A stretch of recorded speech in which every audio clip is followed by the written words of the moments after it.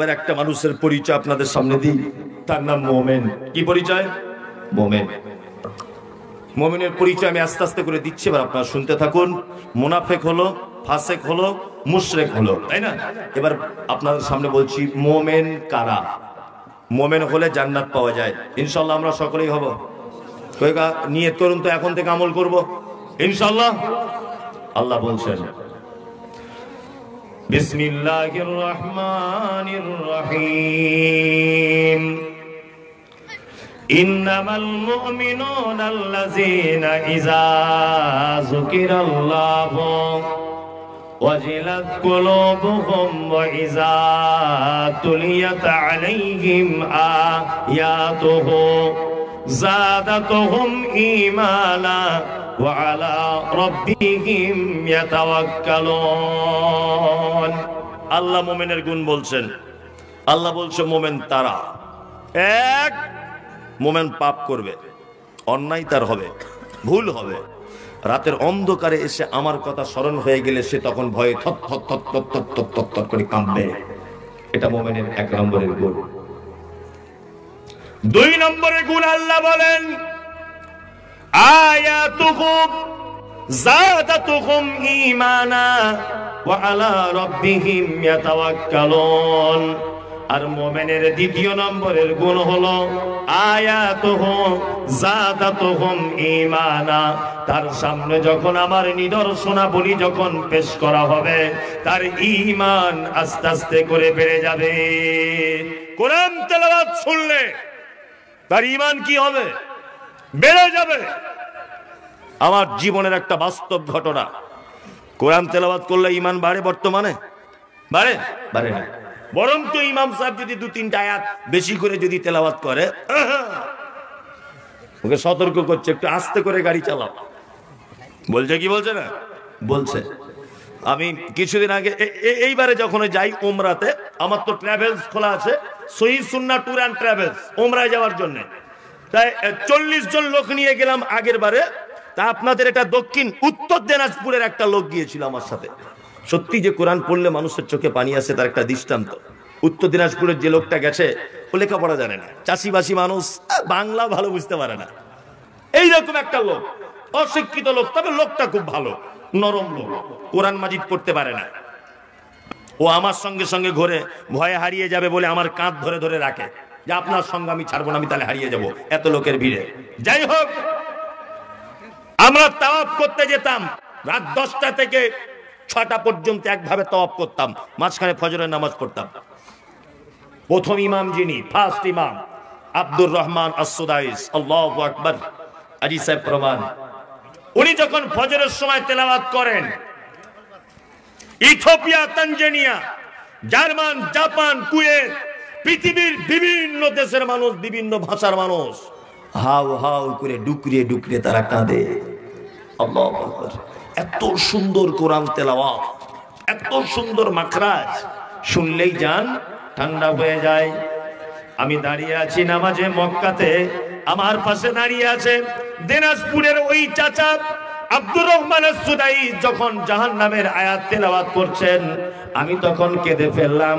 আব্দুর রহমান আস-সুদাইস তিনিও অঝরে তিনি কাঁদছেন, কাঁদতে কাঁদতে কোরআন তেলাওয়াত করতে ভুলে যাচ্ছেন, আবার তেলাওয়াত করছেন, আমি কাঁদছি। দিকে বসে নামাজে দাঁড়িয়ে আছে চাচা, উত্তর দিনাজপুরের বাড়ি, সেও দেখছি হাউ হাউ করে কাঁদছে। নামাজ পড়া শেষ হয়ে গেল, আমি চাচাকে ডেকে বললাম, চাচা আমি একজন আলেম, আমি হয়তো কোরআনটা বুঝতে পেরেছি বলে আমি কেঁদেছি, আর ইমাম সাহেবের তেলাওয়াত বোঝার কারণ, সাহেব কোরআন তেলাওয়াত শুনলে যে অন্তর গলে যায়, আজকে আমি তার প্রমাণ পেলাম। আমার 60 বছর বয়সে একদিনও চোখে পানি আসে নাই। আল্লাহ বলে আয়াতুহু যাদাতুহুম ঈমানা। মুমিন তো তারাই যাদের ঈমান বেড়ে যাবে কোরআনের তেলাওয়াত শুনলে। বন্ধুরা আমার, আপনি 5 লাখ টাকা খরচা করে যদি মক্কায় চলে যান, আর মক্কাতে যাবার পরে আব্দুর রহমান আস-সুদাইসের যখন তেলাওয়াত আপনার কানে আসবে, মনে হচ্ছে 5 লাখ টাকা একটা আয়াত শোনার কারণে শোধ হয়ে গেছে। এত সুন্দর তেলাওয়াত, মনে হচ্ছে কোরআন অবতীর্ণ হচ্ছে। আল্লাহু আকবার। এত সুন্দর তেলাওয়াত। আল্লাহ বলে মুমিনের দ্বিতীয় গুণ আয়াতুহু যাদাতুহুম ঈমানা। তার সামনে যখন কোরআনের কথা বলা হয় তার ঈমান কি হয়? আস্তে আস্তে করে গলে যায়। আল্লাহর কথা বলা হয় তার ঈমান কি আস্তে আস্তে করে গলে যায়। আল্লাহু আকবার।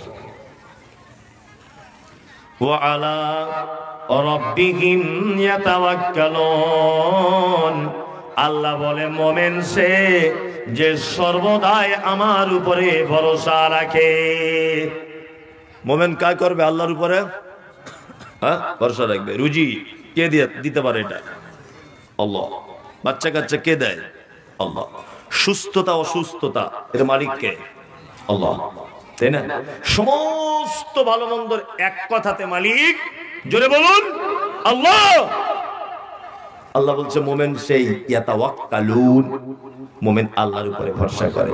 নাম্বার 4 আল্লাহ বলে আল্লাযীনা ইউকিমুনাস সালাতা ওয়া মিম্মা রাযাকনাহুম ইউনফিকুন। মুমিন হলো তারা 4 নম্বরে মুয়াজ্জিন যখন মসজিদে আযান দিবে আসসালাতু খায়রুম মিনান নাওম, পৌষ মাসের হাড় কাঁপানো শীতে তার কম্বল কেথা। নামাজ পড়ি আমরা? পড়ি না। খুব দুঃখ লাগে, হ্যাঁ খুব দুঃখ লাগে। সব ভালো কাজ, নামাজ পড়ি না। বিশ্ব নবী জনাবে মুহাম্মদুর রাসূলুল্লাহ সাল্লাল্লাহু আলাইহি ওয়াসাল্লাম মারা যাওয়ার আগে হযরতে আয়েশা সিদ্দিকার হুজরাতে শুয়ে আছেন অজ্ঞান অবস্থাতে। আমি নিজে সেই হুজরা দেখে এসেছি।